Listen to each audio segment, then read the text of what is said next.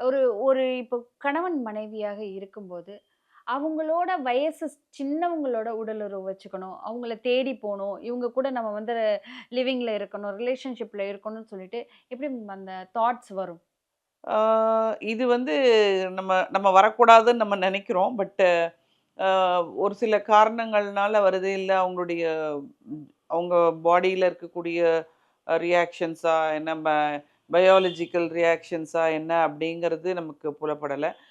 ஒ இதுல வந்து 2 விதமா நம்ம சொல்லலாம். இந்த இந்த தாட்லயே இருப்பாங்க மென். அந்த மாதிரி மென் தான் இந்த மாதிரியான ஒரு விஷயத்துக்குள்ள போறாங்க. சி அ அது வந்து போறாங்கன்னா, அவங்களுக்கு இணையா அதுக்கு போறதுக்கு பெண்கள் வராங்கல்ல. ம், ஸோ ம். What is their requirement? அவங்களுக்கு என்ன?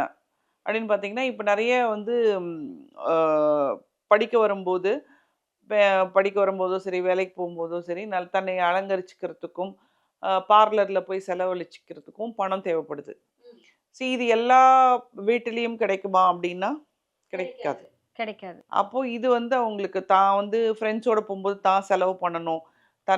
தனக்கு தேவையான திங்ஸ வாங்கிக்கணும்.